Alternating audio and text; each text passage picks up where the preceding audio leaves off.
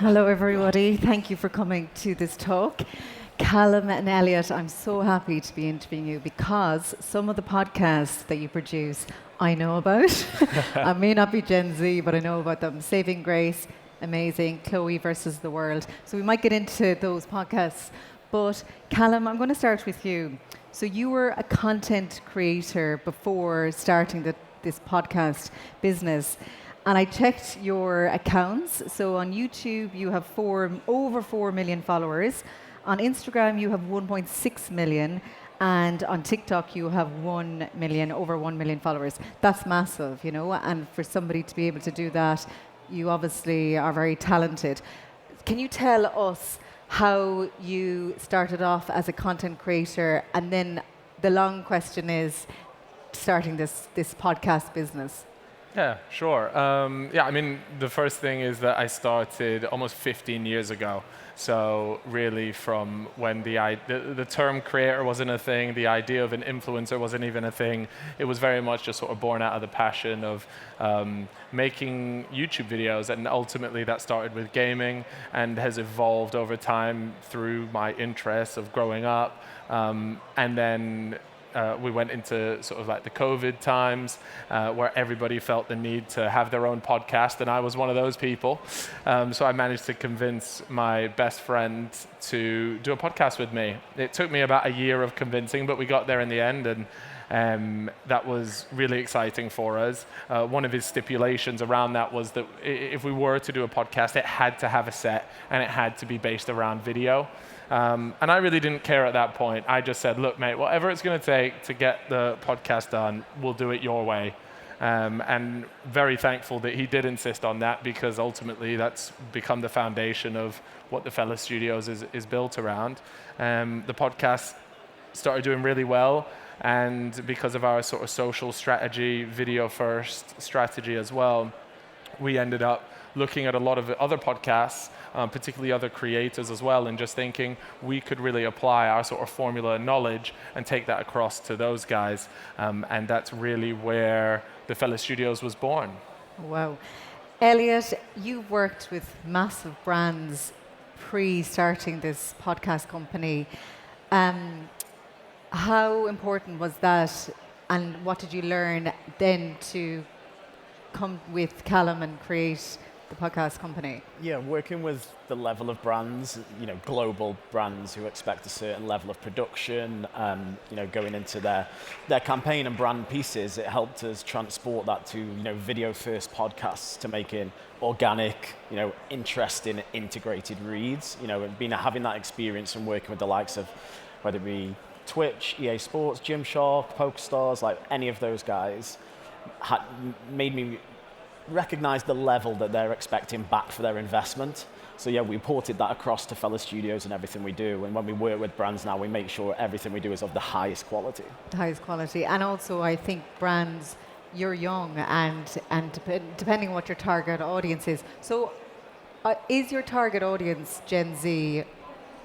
Yeah, I mean, I think for us, over the last sort of 2.5 years, it's definitely been sort of, maybe not even intentionally, but it's certainly the space that we knew best as how to serve that audience. So we just played into our strength, and I think it's important when you're starting something out anyways to remain niche down to an extent and slowly build out of that. And we're at that stage now where we're ready to look at servicing other audiences as well outside of Gen Z.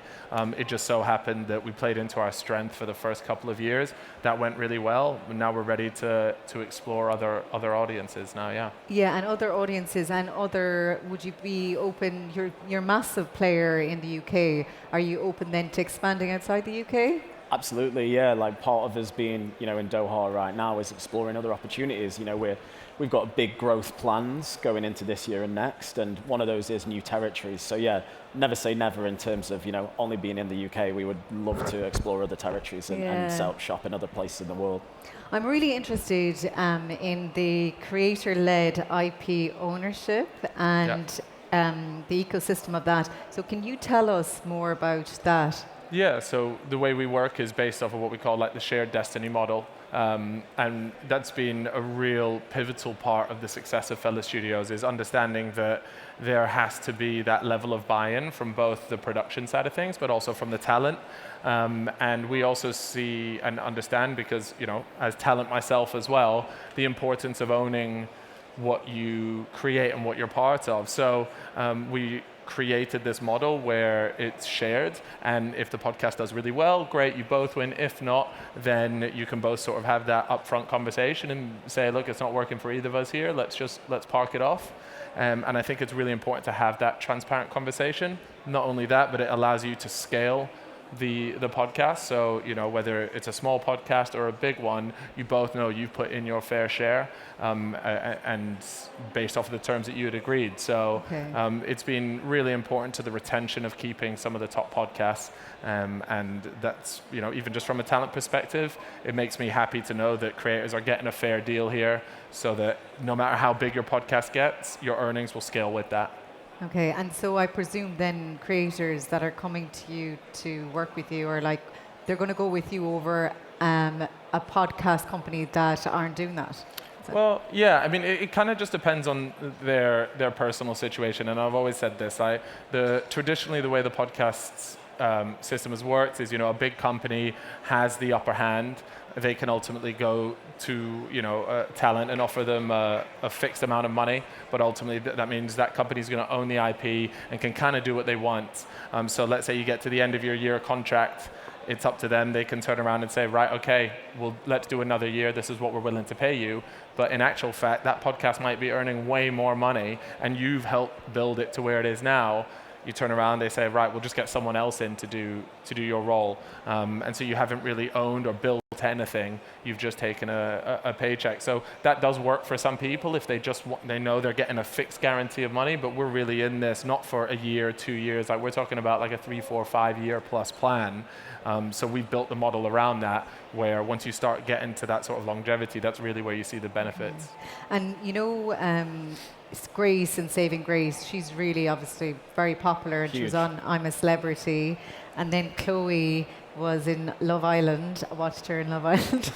But like, how did you approach them, you know, about being... Yes, both very different, Chloe and Grace. So Grace was one that actually Cal's girlfriend found on TikTok. So it was more a conversation around, we saw who was doing really well. She was getting great views, engagement on TikTok.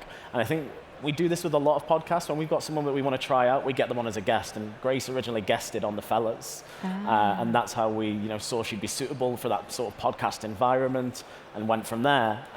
Chloe was very much coming to us in terms of, you know, I want to start a podcast. You know, would you take me on? Absolutely, you're great.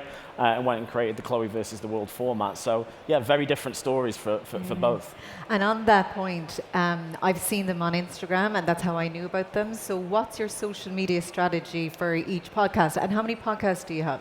Yeah, so 14 right now, soon to be 16. Yeah, which is really exciting. But yeah, I mean, you mentioned it there, the social strategy. I mean, to put it bluntly, we just kind of want to go beast mode on socials and really drive home, like, look, you found them through socials, great.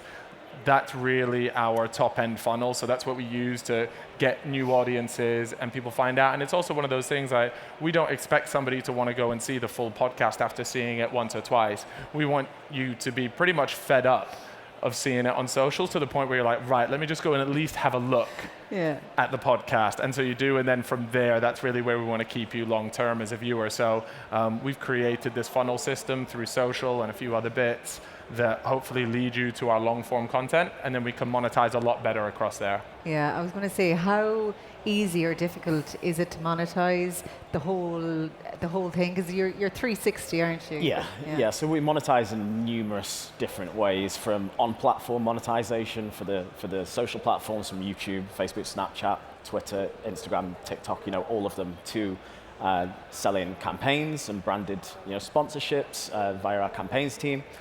Through to touring, merchandising, subscription, every avenue you can probably imagine. We have different podcasts working in different ways. So yeah, we do a full 360 approach in terms of selling all of the inventory when we can. But yeah, we we activate different revenue streams across the board. Okay, very good. I want to compliment you on, or your graphic designers, on your look. They'll be watching this, so I know they're buzzing, yeah.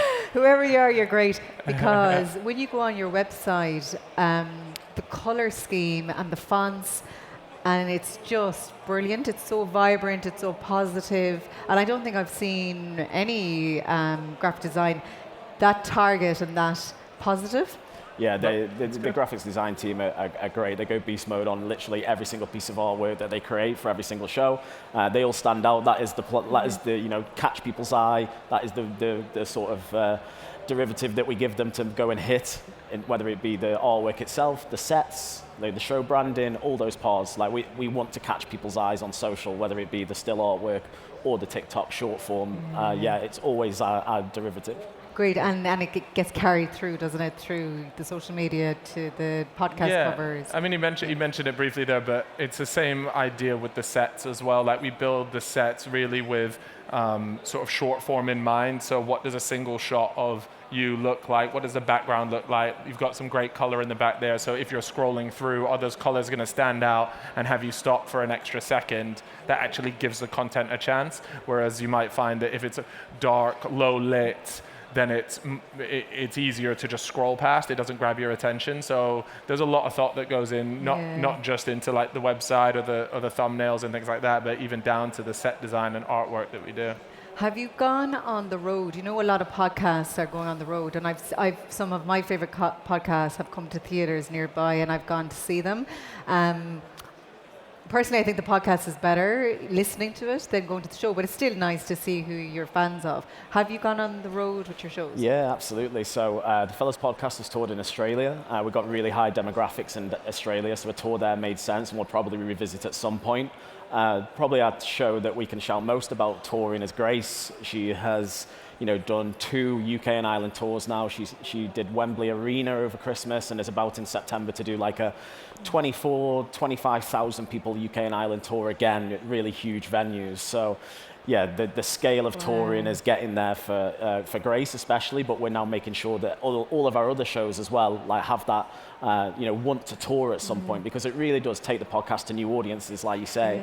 Yeah, and when you're bringing people in, like now it's a big thing to go on the road with podcasts, but a few years ago it wasn't a thing. So you've seen that go from just doing a podcast to now touring. Yeah, it's interesting because with touring as well, touring a podcast can also be really boring. Like, it can be, but what I mean by that is there's ways to make it really exciting, and I think you kind of have to think outside of the box, and you really want to deliver more of a show than a live podcast. And so there, particularly with Grace, it's about getting the fans involved, getting them up on stage.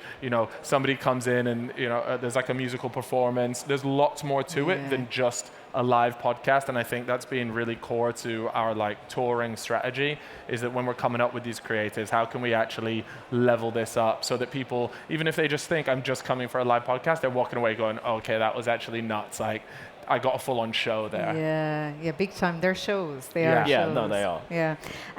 For content creators in the audience or watching, and they are having a great time being a content creator, and they're getting lots of views and stuff, but they're thinking about starting their own business like you have. What are your tips and advice from what you've learned so far? Yeah, I mean, there's a lot of cliches that pop up when we start talking about this type of stuff, and it's really about just having the balls to go and do it. Like, you just gotta go out there and do it. Like, there's, statistically, it's stacked against you. There's a good chance that it fails, but you're only going to find that out by actually doing it. And I think it's really important. A lot of creators can be there like, oh, I'm going to stick to what I'm good at. I'm going to just continue to make content, and that's fine. And a lot of people, if that's where your passion is, and you don't genuinely have a passion to start up a business, then that's completely fine. But if you think it's something that you're interested in, a lot of it is just learning it on the fly. I think for me, even Elliot to some extent as well, like, you just learn this stuff as you go along, and the best way to do it is by getting involved. So that's really it. Yeah, and I suppose the advantage you have is that you know the platforms and you know how to present content. Yeah, no, definitely. When it comes to, it depends what you want to start your business up as. You know, if you're sort of, I would definitely try and make it as aligned with your content as possible. It's going to make it a lot easier to integrate. And then ultimately, you might save a load on your marketing costs because you've got this unbelievable platform that you can advertise your business on, and they sort of work really well together. So yeah, I think that's probably one tip I'd definitely give, is that if you are a creator looking to start a business, try and align it as much as you can with your current content. In terms of making money, but also having creative freedom, and I think a lot of content creators do because for the love of it, but then you can make money on it, and obviously then brands can approach you and stuff, and you have to stay true to yourself. How hard or how easy is that to navigate? I mean, for different creators, every creator has a different ethos, and that's what we find from working with 14 different shows, which is close to 30 creators. Some brands won't align with some people, and that's fine. We're not here to just say yes to every single brand that comes through the door. It is a conversation about, does this brand align with what you want to do with your podcast, with yourself, with your brand? But when it does match up and it does work, then that's when you've hit the jackpot in terms of not only, I don't mean the bag of cash coming through, I mean the jackpot in terms of the way that you can work with that brand, integrate it into your content. The more seamless the fit, the better it works. A great example that we always speak to is Super 6 with our sports shows, which is a football predictor game. The guys speak about that stuff anyway. They're predicting the football every single week, so it's the most natural integration you've ever seen. That is our example of a perfect partnership. Okay, and do you have people just approaching you now because your business is after getting so well known in the UK? Absolutely, yeah. We are inundated with brands not only to work with across our shows, but we're now getting very much more into the branded podcast space. So companies themselves coming to us and say, we want a company podcast, or we want a branded podcast. How can you assist us with the best ways to do this? And that's a really big focus for us this year. Yeah. So I was going to finish up. So what's the next year going to look like for you both? Yeah, I think for us, it's, we're looking at new territories where we can expand. Growth is always at the front of our mind as well, but ultimately our goal is always to drive as much revenue as possible to the talent that we work with, and that will remain to be the goal this year. And like I said, hopefully we can deliver our sort of product and service to people all over the world and not just the UK. Yeah, well, thank you very much. We're going to wrap. Thank you, everybody, for coming to the talk. Thanks, Put guys. your hands together for Elliot Hackney and Callum Airy of the Fellows Studios. Thank you. Thanks, Cheers, everyone. thank you.